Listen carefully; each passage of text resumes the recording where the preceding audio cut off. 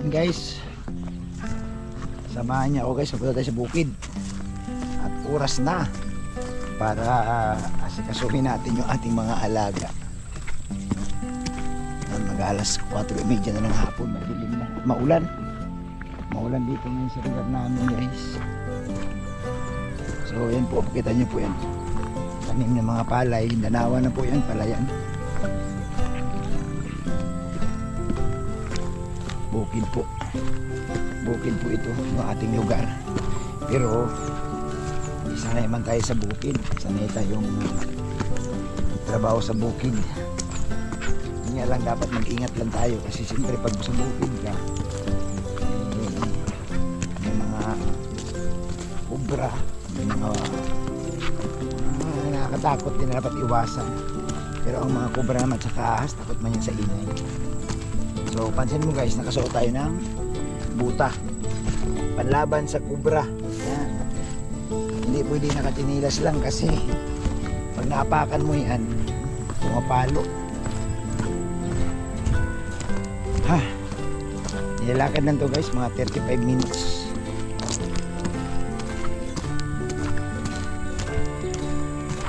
So after nilang mapakain natin sila, uuwi na naman tayo. Ito po yung ating gawa. Uy, shoutout pala kay Kalingap Dan. Yan, kay Joy Diwata, shoutout. Guys, dito ako nagano ng bayabas guys. May mga bayabas kaso lang parang hilaw pa. Hindi rin tayo makakuha kasi po may mga hinog, mga bata dito mauna eh.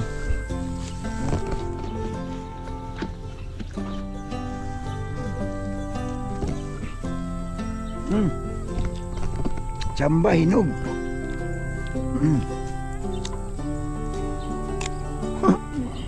Unahan yung mga bata dito. Yung mga dumadaan kasi dito guys na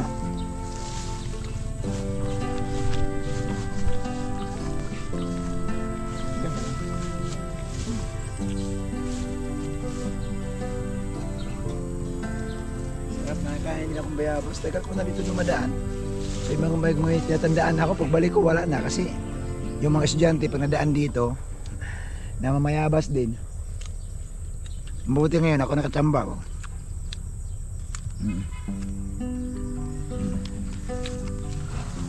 Busdan, sama ka dito Busdan. Mamayabas tayo Busdan. Tanggal ang stress mo Busdan. Masarap ang bayabas dito Busdan. Yan po. Dugo.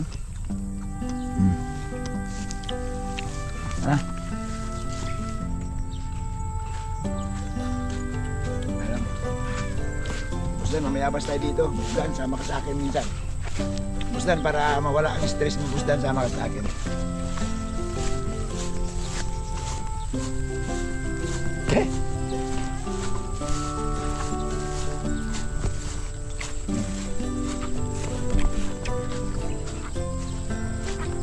Ayan po guys, oh. Nasa gubat na tayo.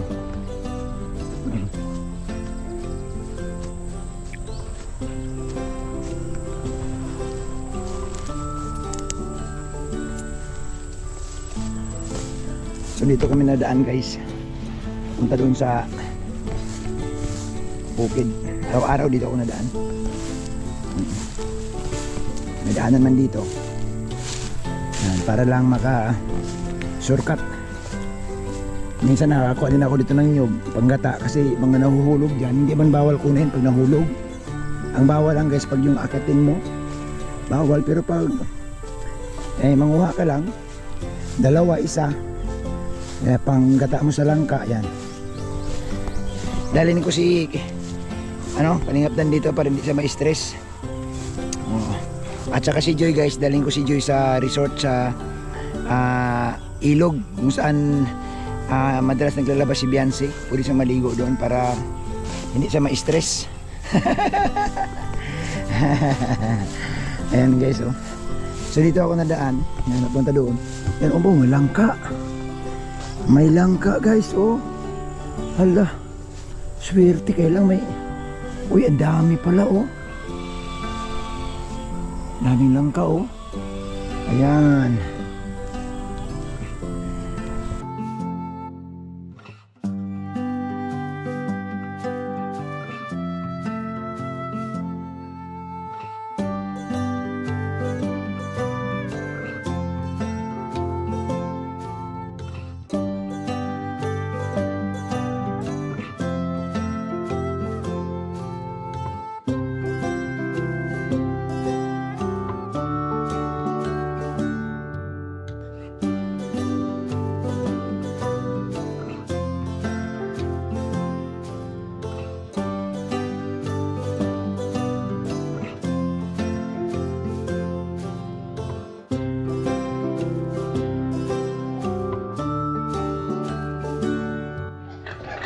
guys. So, ayan, dito na ako sa bukid. So, ito, nag-iiyakan na. Magpapakain na tayo guys. Ayan, tingnan niyo po. Ayan. Oh, ayan na. Sige.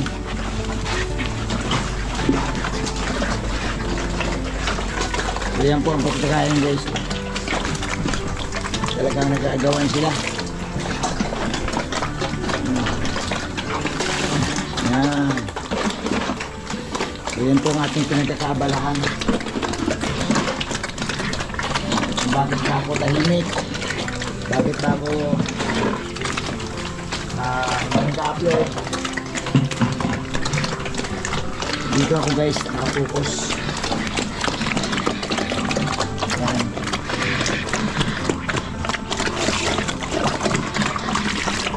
So, hindi sila mahirap pakainin guys. Ayan. Hindi sila mahirap pakainin. Ayan po. Abangan nyo guys, saglit lang po yan. Sige. Ito yung ating pinagkakabalahan dito sa bukid. At ito na nga, magbibiling na po. Saan ka pupunta? Lumipat ka ng pwesto.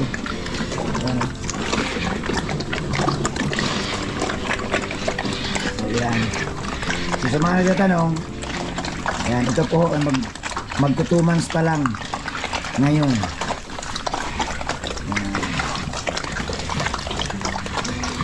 Dito ka, pusto ka dyan. Ayun. Ayun.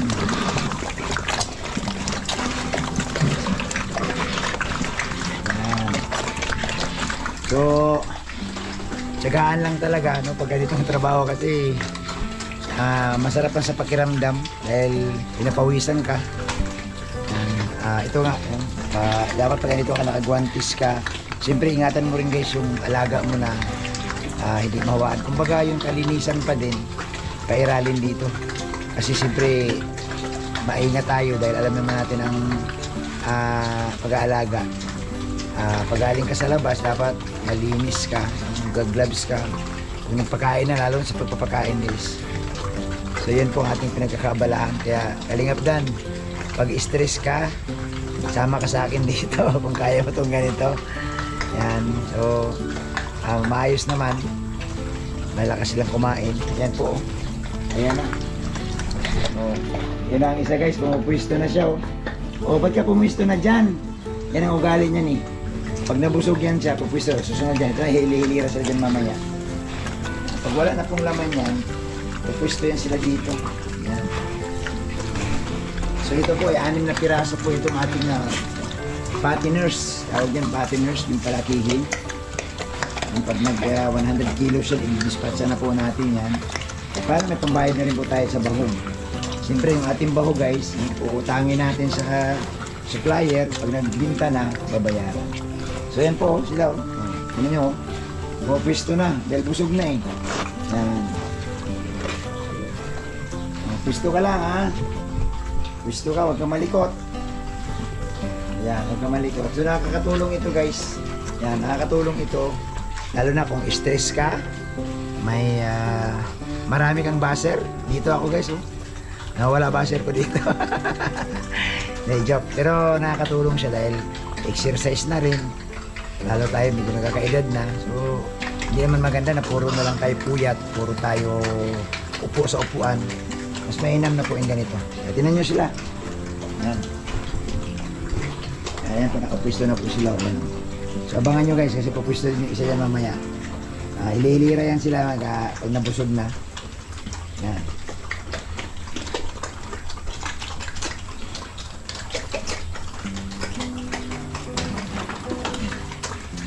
Ayan na pumwisto na. Ayan, 4 na lang. 4 pupwisto din yan.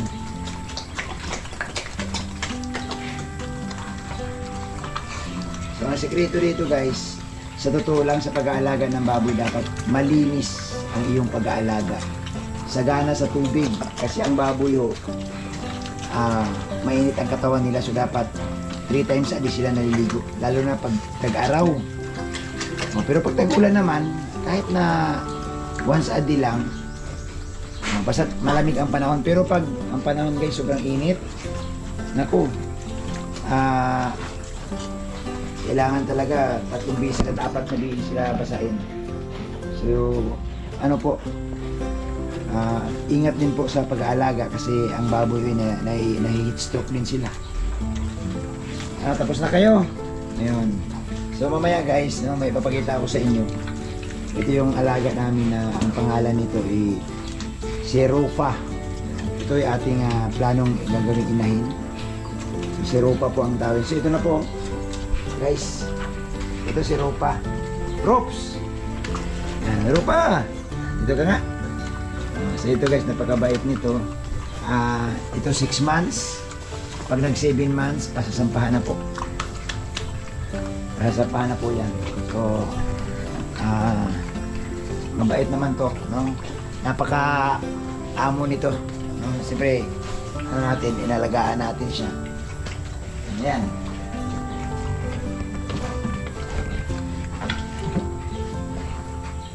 Ayan, ito. Ano? Busog ka na? Busog ka na? Ano ito talaga? Maamo ito? Busog na daw siya. Malaga. Yan. Magkain ka muna. Yan. So dapat sa baboy din kasi, no? Mapamiliarize nila yung boses mo kasi ito, pag andito ako, alam na nila. Pag andito ako guys, nag-iingay na yan sila. Alam nila magpapakain na ako.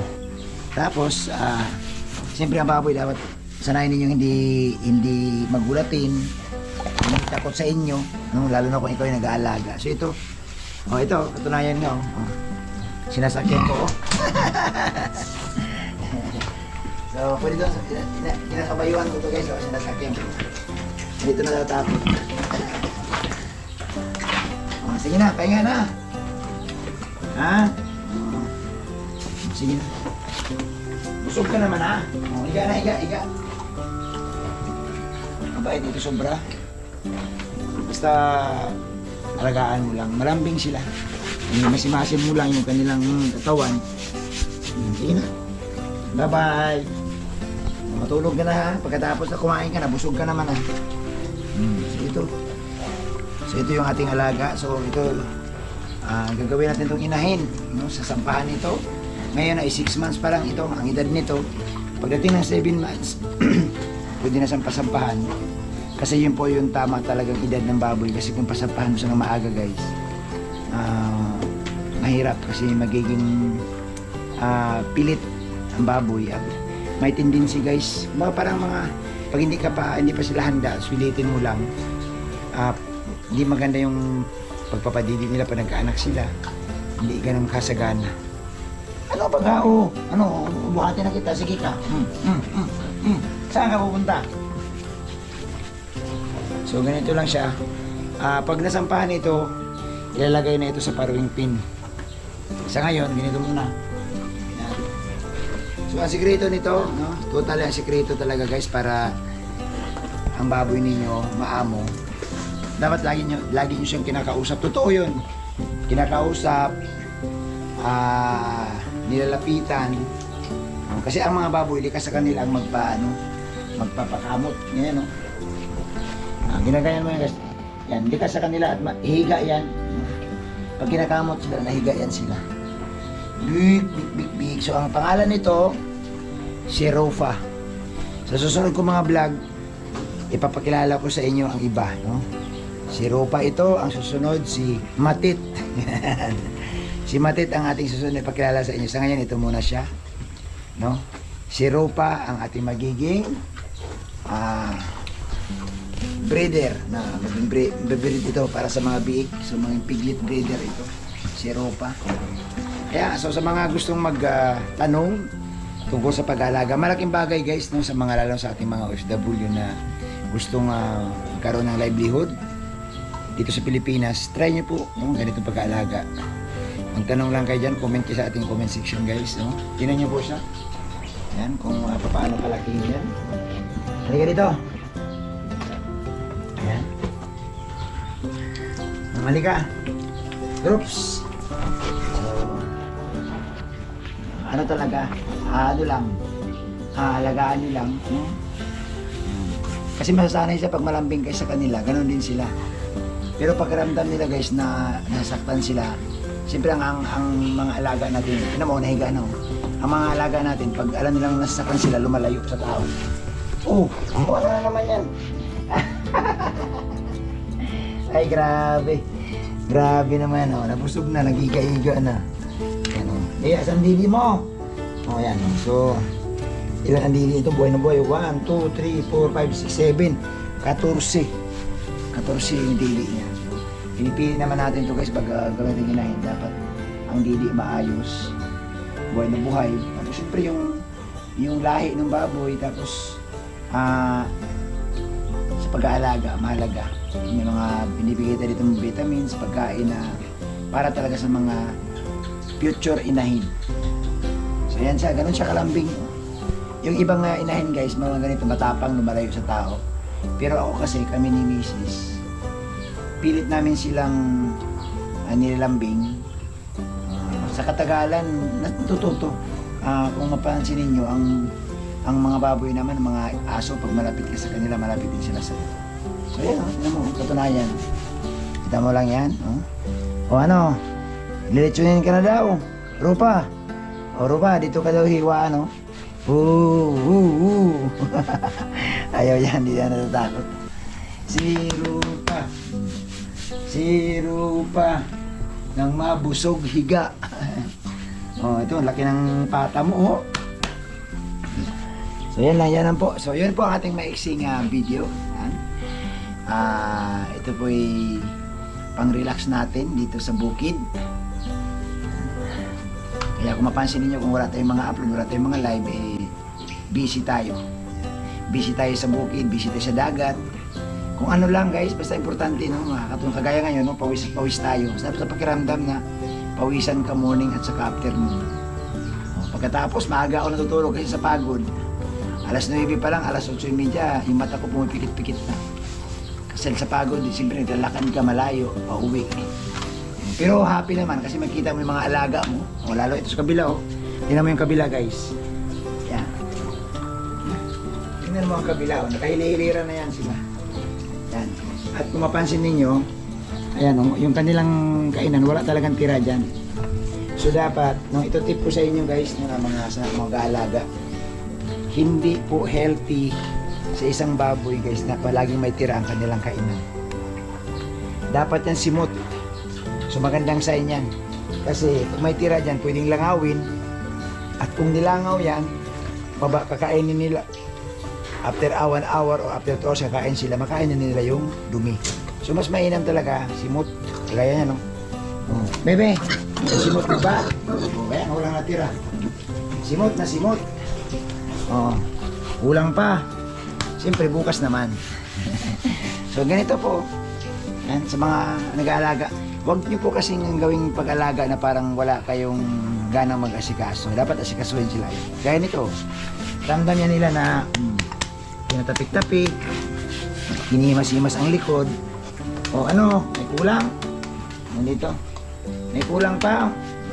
So ganyan po. Isa lang po yan guys sa ating episode, no? Ito, pinakita ko sa inyo pag-aalaga. Kung may tanong kayo, comment lang kayo dyan about sa pag-aalaga na kung matutulungan ko kayo guys. Salamat. God bless inyong lahat. Siyempre, maraming salamat mga ka-farmer ko dyan, kababoy dyan. Thank you and God bless.